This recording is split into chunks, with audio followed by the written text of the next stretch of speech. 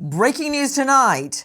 Did a Hawaiian beauty who goes missing at LAX dump modern life, imploding her family, and ends up in Tijuana? As we go to air tonight, that video allegedly showing her in Tijuana is brought into question. Is that her? Has she been misidentified? Good evening. I'm Nancy Grace. This is Crime Stories. Thank you for being with us. As the family is aware, late yesterday, after traveling to the U.S. Mexico border, we reviewed video surveillance from U.S. Customs and Border Protection, which clearly shows Kobayashi crossing the United States border on foot into Mexico. She was alone with her luggage and appeared unharmed. At this time, Kobayashi's case has been classified as a voluntary missing person. A voluntary missing person case. After all this, and we are learning at this hour that there is a motive for her alleged voluntary disappearance. And that motive is, and I want to get this wording exactly right, that she wanted to, quote, step away from modern connections. Couldn't she just unplug her cell phone? We all know where the off button is. How about that? Why do you have to lead us all on a merry wild goose chase, spending tens of thousands of dollars of resources to find her? If, in fact, that video purporting to be her 145 miles away from LA in Tijuana is correct. The calls for the release of that video are mounting at this hour. But you know what? Let's start at the beginning. Listen. Pictures show Hannah Kobayashi arriving in a black hoodie with colorful sweatpants while wearing a pair of headphones as she walks through LAX. Her ex-boyfriend makes it to the connecting flight to JFK in New York, but Hannah does not. There isn't a lot of time between landing from Hawaii and catching the connecting flight to JFK, just over 60 minutes, and some believe she simply missed the connecting flight and will take the next available flight on Saturday. Her suitcase is on the plane to JFK. That is where it all started. Let's try to figure out. Let's dissect what we know. And this, Greg Morse, wouldn't you agree with me? You're a high-profile lawyer out of Palm Beach and author of The Untested on Amazon. Greg, before you can mount any case, before we can say tonight what we think happened, we have to analyze all the evidence. Now, we're basing our analysis on what we've been told. And I, like the family and like a former FBI'er, I want to see that video too, the video that the LAPD is not releasing. Normally, I don't support spying on a private individual. But in this case, I think the family needs their minds and hearts at rest that she has really been spotted in Tijuana. That said, Gregory Morse, you have to look at not only her frame of mind, but you have to look at her actions. She has a major life change that seems to be happening, whether it's related to this cult, whether it's related to her wanting to, quote unquote, disconnect from modern society, which, by the way, is generally, since the beginning of time, what cult leaders tell people. It doesn't matter what era we're in. It could be the 1800s. Cult leaders then gave some excuse as to why the people they're trying to get to follow them should, quote unquote, disconnect with regular society, and why it's better to do that. And also, just on a point, there is no privacy at the border. The Constitution doesn't apply at the border. The government can do checks, the surveillance video, you're out in the public. So they should really have that video made available to the public so people can look and the family can determine if it's credible. The family starts to get worried when they get odd texts from Hannah. Now, the reason I'm bringing these up is because it gives me an insight into her frame of mind. Because if this woman is in Mexico, doesn't speak Spanish, has nothing but her suitcase, no money, no anything, in a bad frame of mind. I mean, I write in my book, Don't Be a Victim, because of the crime rates in Mexico. Just don't go there. So if an ordinary person can end up being a crime target in Mexico, what about a woman on her own that doesn't know anybody, doesn't speak the language, and all she's got is a suitcase full of clothes?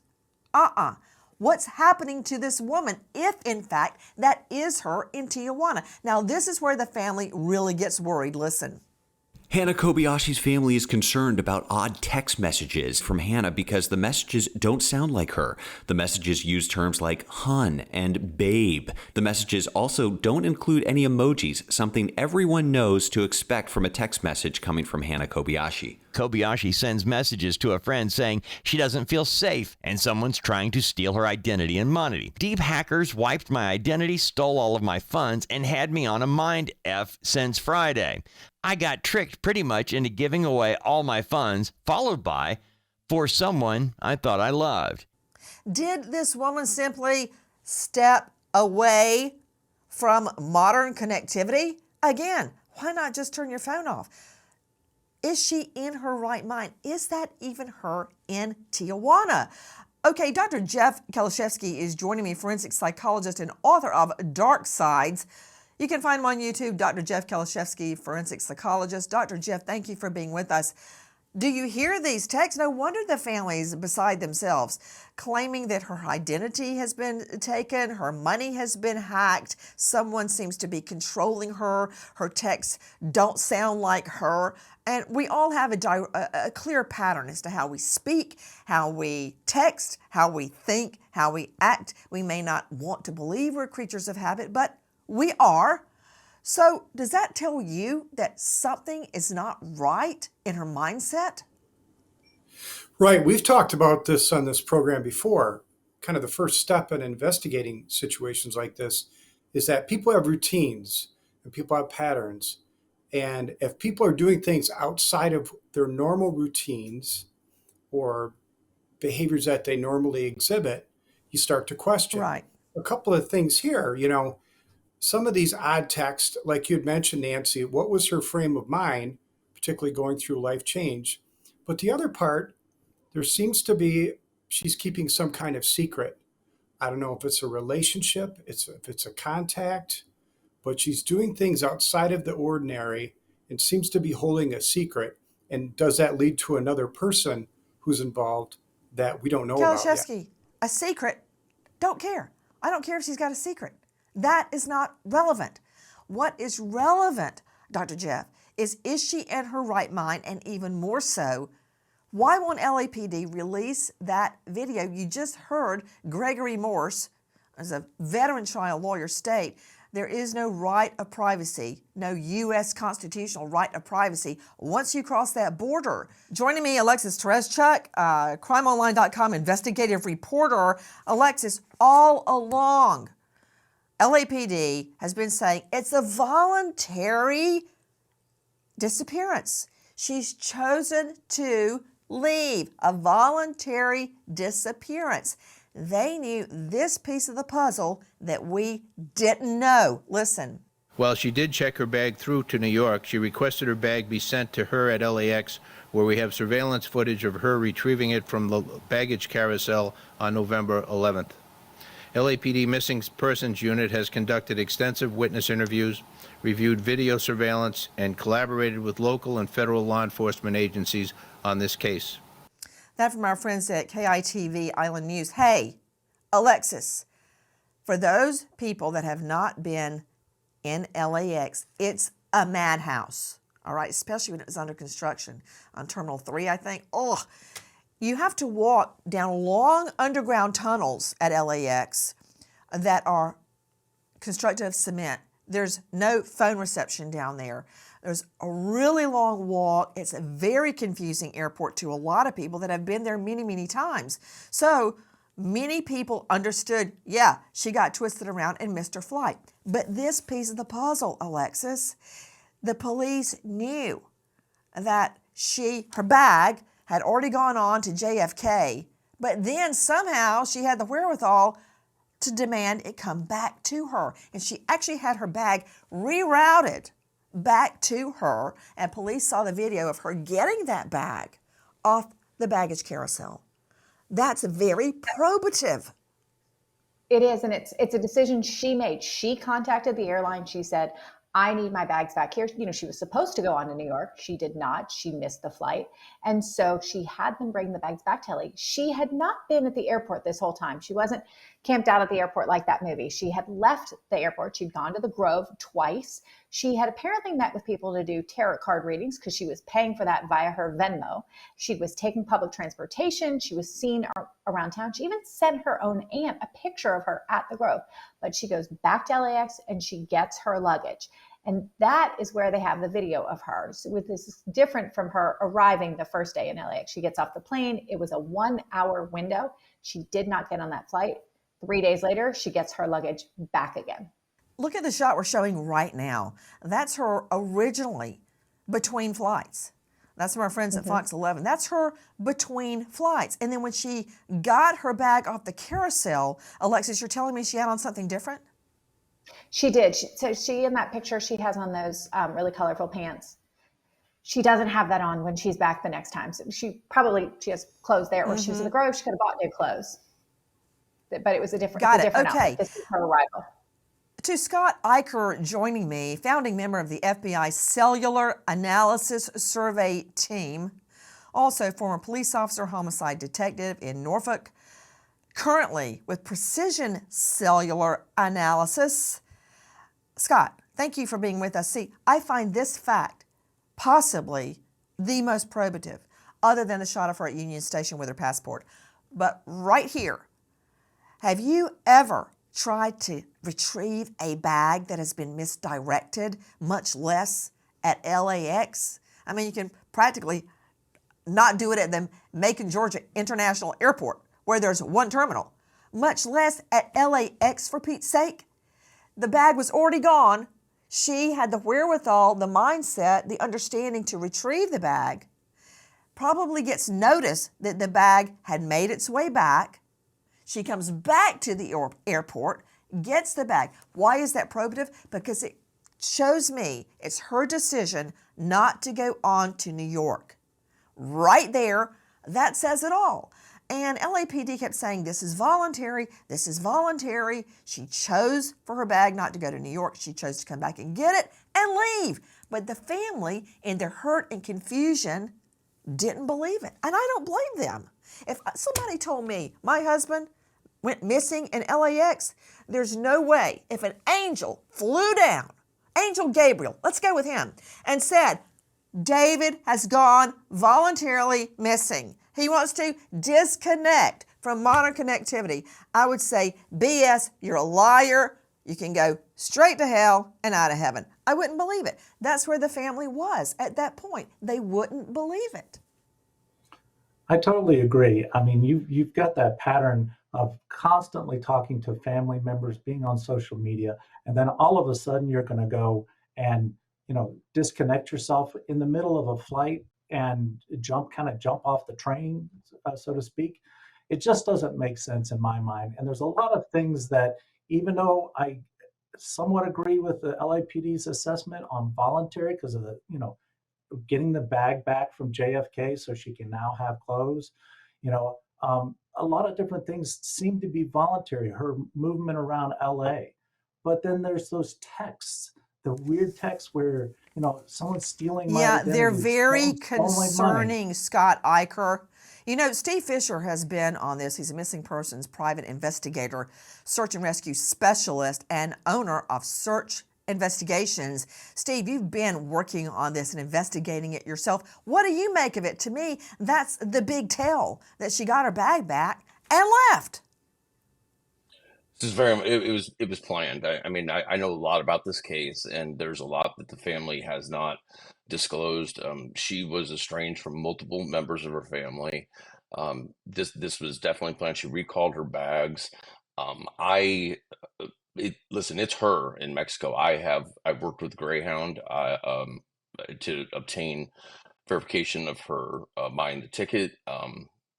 I felt that this had gone on too long, and that's why the other day I announced that, and I said the reason I was doing it, telling that she got on the 6:35 a.m. to San Ysidro, was because it was time for LAPD to come out with a press conference, and they finally did it that afternoon. But there's a lot more to this story, but it's her. I've seen other angles of this shot, and for whatever reason, the family doesn't want to accept it. But I think it's important to remember that all these resources have been poured in and everything. Um, Hannah did not request it. She was already in Mexico by the time this started, and she did not request any of this. I understand why the family's searching for her, but there's also a lot that they've known for a while that they have not disclosed, such as the Greyhound, her being at the Greyhound station. Can you put him up, please? I want to see Scott Fischer. Oh, by the way, look at that shot right there. Hold it. That's from our friends at Fox 11. See, she is there. I can try to figure out if you can see that, Scott Fischer. Is that her retrieving her bag in a different outfit, or is that her buying her bus ticket? This is her I worked with Greyhound. This is Greyhound station at Union Station in Los Angeles, and she used her passport as ID. When they asked her for her phone number, she said she no longer had a phone. It is determined that Hannah's phone last pinged around 4 p.m. Monday, November 11th at LAX with no new activity. The phone has not been found. The family obtained surveillance footage showing Hannah Kobayashi around the metro train station near Crypto.com Arena. In that video, she appears to be accompanied by someone. The family posts on social media that the video shows Hannah is not alone and, quote, does not appear to be in good condition. Straight back out to Steve Fischer joining us, missing persons private investigator, search and rescue expert, and owner of searchinvestigations.org. Steve, let me understand. You're saying that you looked at the Greyhound bus photo that we were just showing, and that you have determined she took the metro. I mean, this sounds like a seasoned traveler. Hey guys, this is from Fox 11. A seasoned traveler that knows how to catch the metro at LAX, take the metro, which is, like a subway or a rapid transit, all the way to Union Station. There, she buys a one-way ticket, no plan to come back, one-way ticket to San Ysidro. And when you get off at San Ysidro, you are directly on the path to go across the border. It's a tunnel, correct? Yes, you're steps away from it. If you're going to San Ysidro, you're crossing the border, most likely. I mean, there's no other reason to go. So I think it was very much planned. I think the reason that people are so confused is we've gotten some misinformation, like what they just mentioned about the 11th, about them having surveillance of her getting off at Crypto.com, not looking well. They've refused to show that footage, the family has, to anybody, including those of us that were searching. And then we find out just hours later at 6 a.m. on the 12th, she shows up at Union Station looking healthy, hair's washed, she's wearing clean clothes. She got her suitcase with her. So, we were told she was drugged and this person was manipulating her. So I think there's, a lot of misinformation going around. Okay, I need you to be blunt, Steve Fischer. If you come on Crime Stories, Sure. we don't partake in niceties. When you say misinformation, just call it what it is. What are you talking about? What misinformation? Because if I saw my husband, my daughter, my son wandering around LA with a bag, showing up at Union Station, showing up at Crypto Arena, wandering through the Grove, sending me odd texts about how she's being controlled and someone's taken all her money, I would be really worried that someone was either controlling her, that had some sort of a mental breakdown, that someone had given them drugs. But you're telling me it's misinformation. Well, what's being put out. There's some misinformation. I think the family knows.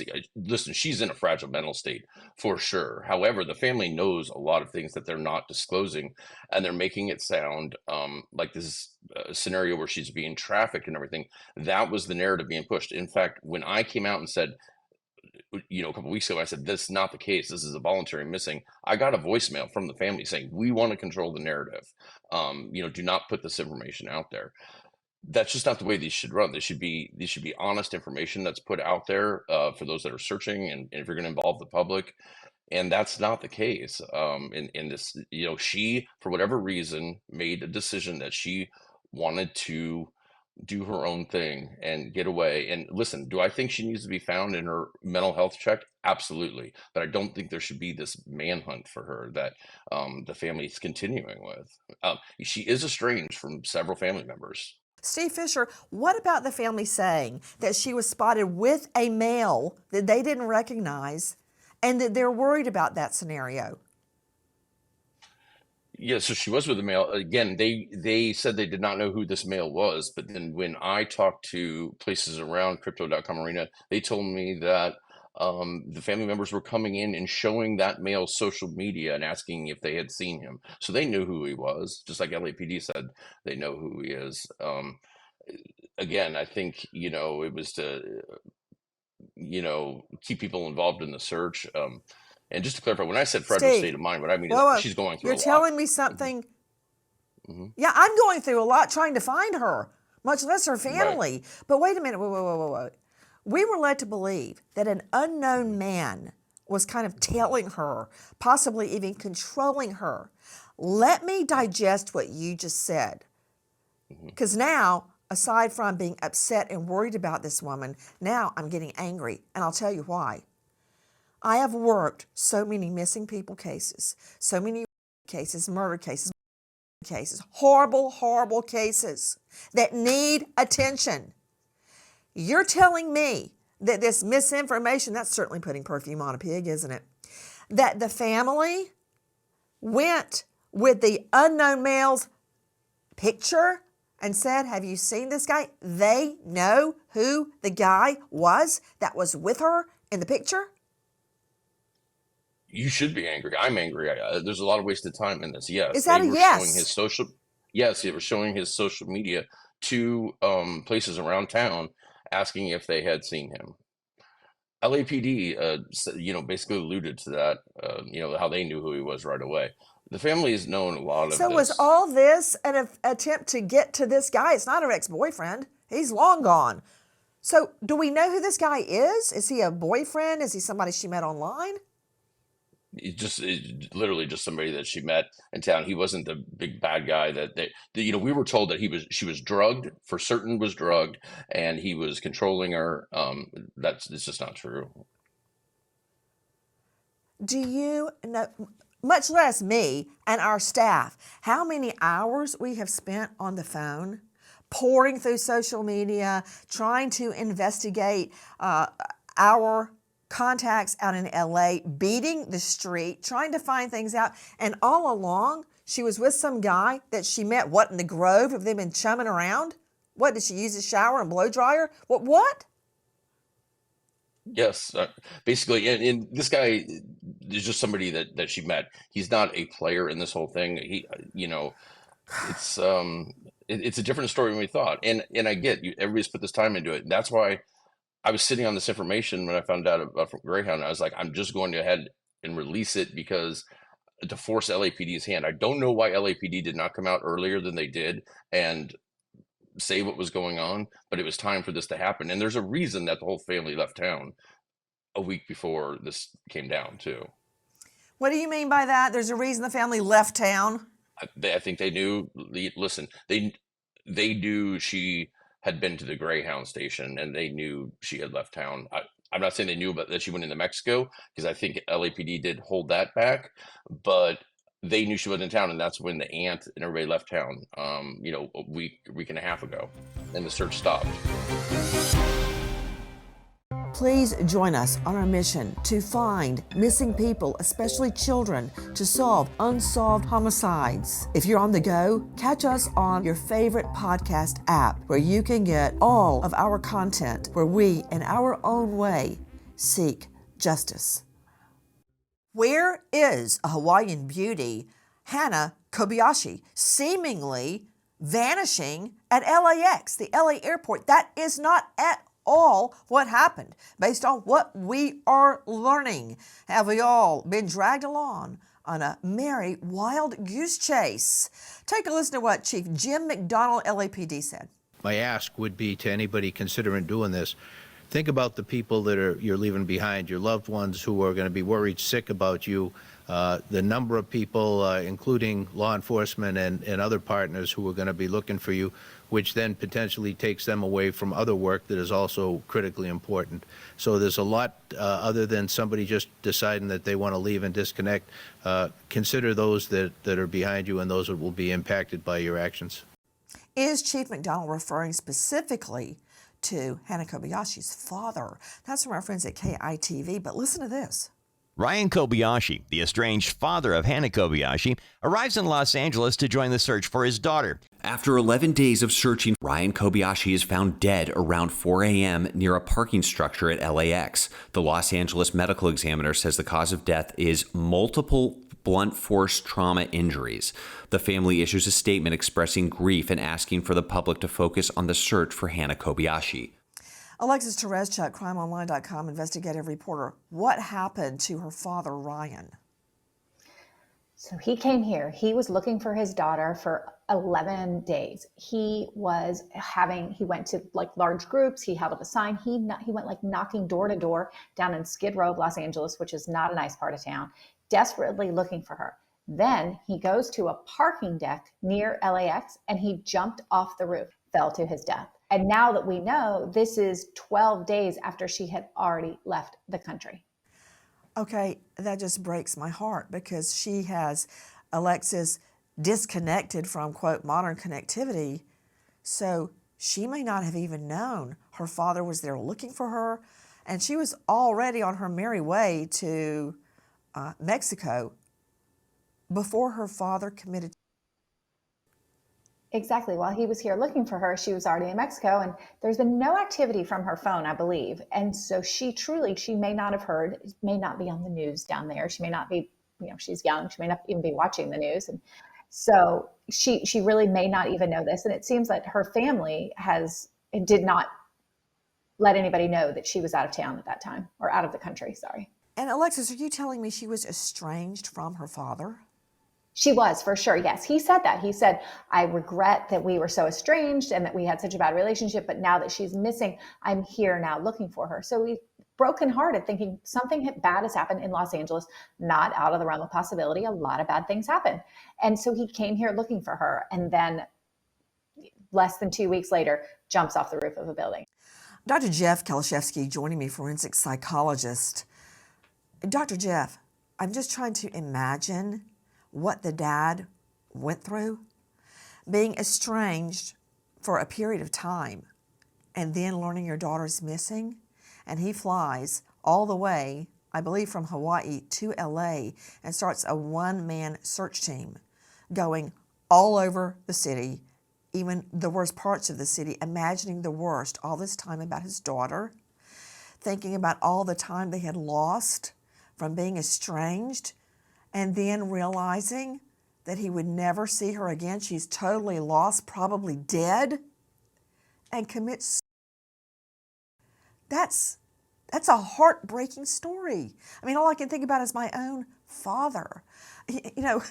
Dr. Jeff, I remember on Dancing with the Stars, the very first night I was about to be thrown off. I somehow managed to cling on till the bitter end. But as I was standing there in jeopardy, I looked across the dance floor and I saw one face, my dad, and he was so upset. I thought he was going to have a heart attack because he was upset for me. He thought I was going to be broken up, which I would not have been. But he looked so upset. I can't imagine this father trying to make up for lost time, trying to find his daughter, and coming to the realization that she was most likely dead. When the private investigator mentioned that there's some odd family dynamics and involvement in this case, I start to wonder, the estranged father, what information was he being provided by the family that sort of increased his despair and put him in a state of mind where he felt the only way out of this agony was to take his own life. What about it, Steve Fischer? You have personally investigated Hannah Kobayashi's disappearance. You mentioned earlier, and now I'm following up on it, that she was estranged from several members of her family. Could you explain what you mean by that? Well, it's simply that. I mean, she did not have a relationship with her father. There was tension with other family members. So I mean, this all kind of makes sense. Tension Her, over what? Tension over what? well, I don't know the exact details. I didn't get into that, what those dynamics were, like what the actual triggers were. However, it was evident, and I have talked to people that are close with her on the island, friends and whatnot, and this is not a secret. In fact, I heard her father telling people that he was using this as an opportunity to get back in her life. I actually suggested to the family, I didn't think it was a good idea for him to be a press point person, could drive her further away. Now, of course, she's already in Mexico. We know now by the time this is happening, but um, there's a lot more to the story. I do believe there's going to be a lot more that comes out. The LAPD say they have no plans to release the surveillance video footage showing Hannah Kobayashi crossing the U.S. Mexico border due to privacy concerns. The public information officer for the LAPD says they will not release the tape because Kobayashi is a private citizen and has not committed a crime. LAPD Chief Jim McConnell says Kobayashi has, quote, a right to her privacy. Joining us, an all-star panel to make sense of what we are hearing now, and we're hearing an earful. I'm just trying to determine why Hannah Kobayashi would leave her family in the lurch, let them think she was either dead or missing or being held captive, and choose to head to Mexico with nothing but her suitcase. To Steve Fischer, missing persons private investigator at searchinvestigations.org, have you seen the Tijuana video, or have you seen the video of her leaving San Ysidro and heading across the tunnel? I've not seen that footage, no. I'm only aware of her getting on the Greyhound at Union Station. Okay, and if she had gotten off somewhere between here and there would be video of that at a bus station. There's definitely video of her. There's video at San Ysidro Station, and absolutely Customs and Border Patrol has, facial recognition cameras and everything as you're entering. And listen, there's been sightings of her down south of Tijuana as well. What about that, Scott Eicher, founding member, FBI Cellular Analysis Survey Team? Tell me about the face recognition that is used at the border. And I know you have to show your passport when you enter our country, but when you are leaving, you also have to show it. Agreed. And that's part of the, the border security that we do have. And it's important to be able to identify the people coming in and out. Sounds like pretty good information that she actually went into Mexico. And, if she's by herself, then she's by herself. When we start taking all this together, it sure does sound like we were kind of led in the wrong direction.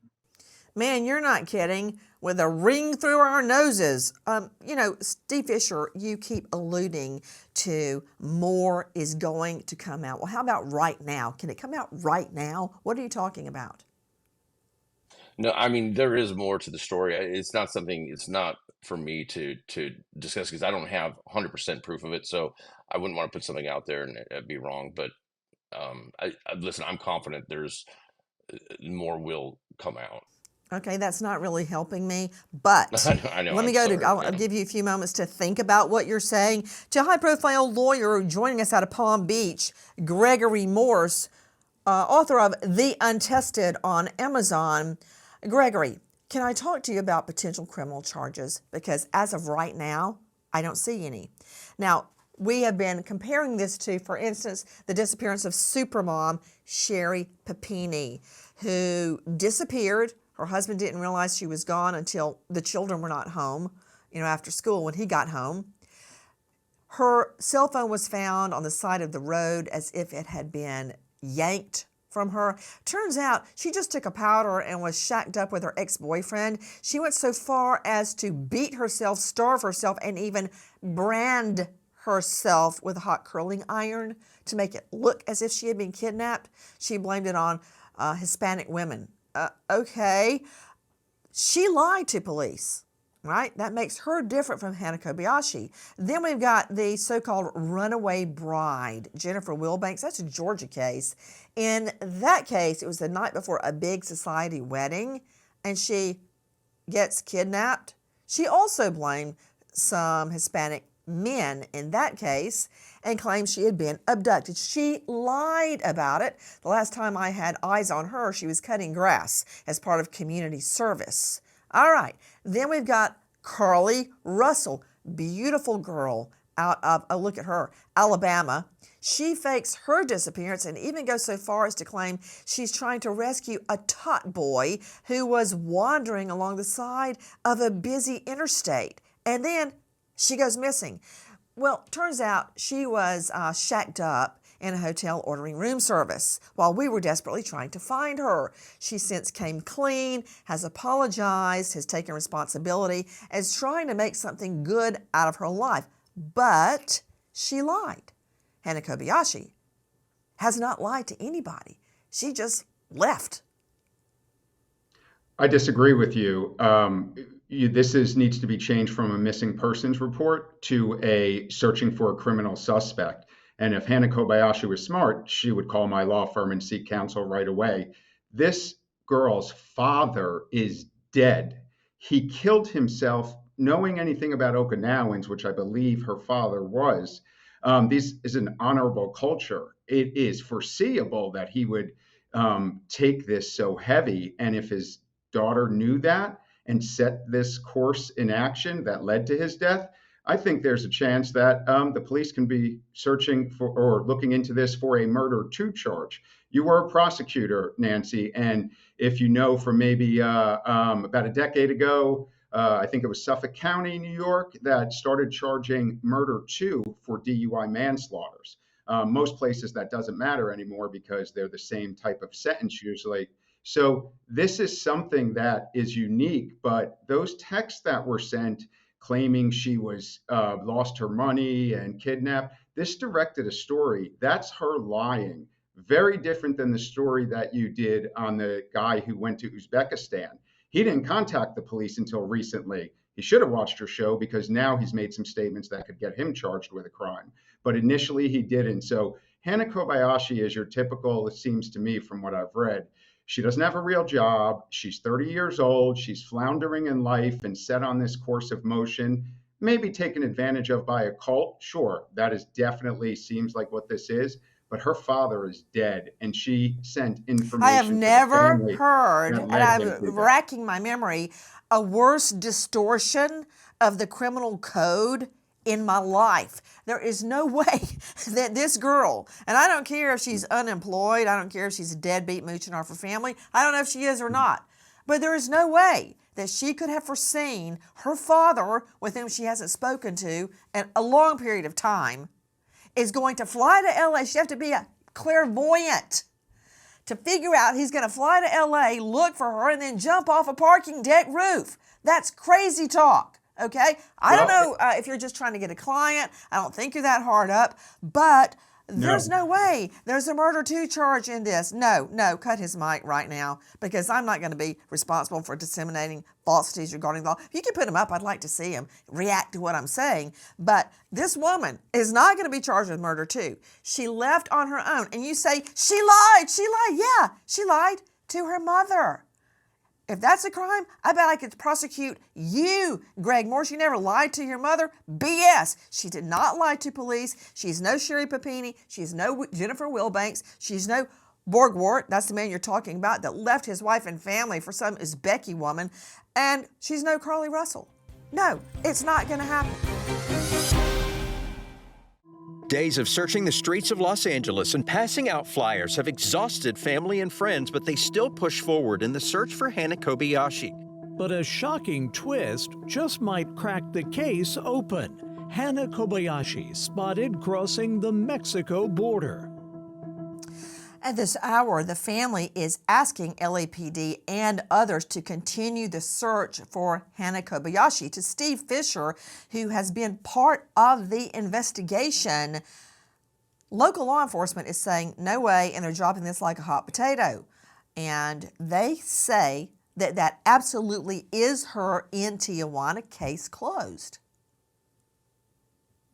Correct. And she, so she'll be flagged at immigration when she comes back across. And that's where they're going to talk to her and evaluate her. But for the family to be pushing this private search to continue, and that's really putting people in harm's way. Tijuana, going through that border, is not a place to be going and looking and snooping around. You don't have any right, you don't have your rights as an American citizen over there.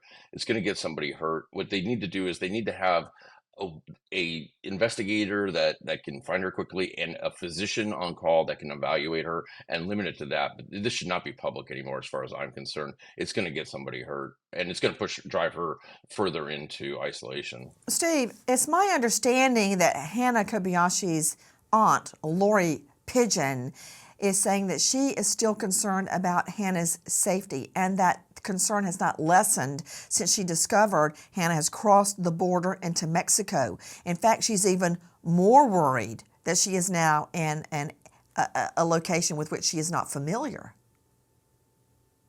I agree. Listen, it's not the safest place in the world, that's for sure. I mean, my brother happens to live down there. There is an expat community. However, she's doing this publicly now. I understand the part when they thought she was in Los Angeles, but now she's in a different country. I think it's got to be very sensitive. It needs to be done with qualified professionals and call off the public search for it. It's like there's a bounty on her almost, and there's people are, crossing the border now, going and looking for her.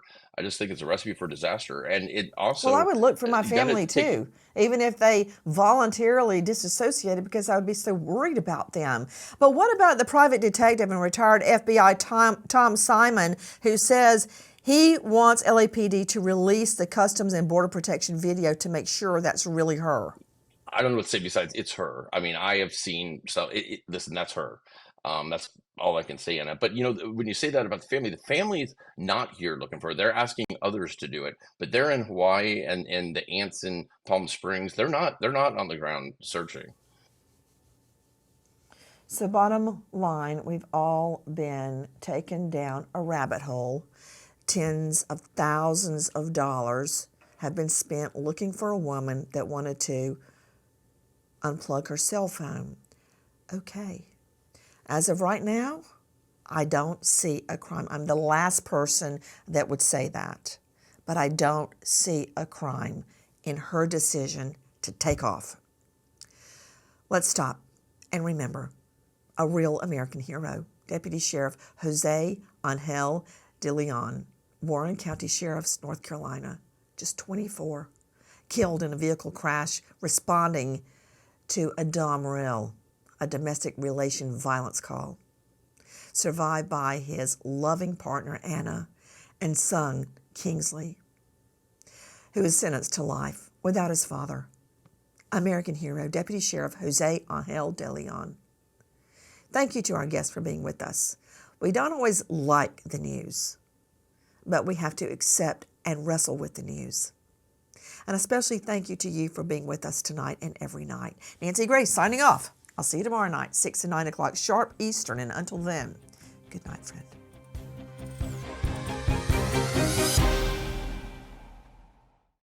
Please join us on our mission to find missing people, especially children, to solve unsolved homicides. If you're on the go, catch us on your favorite podcast app, where you can get all of our content, where we, in our own way, seek justice.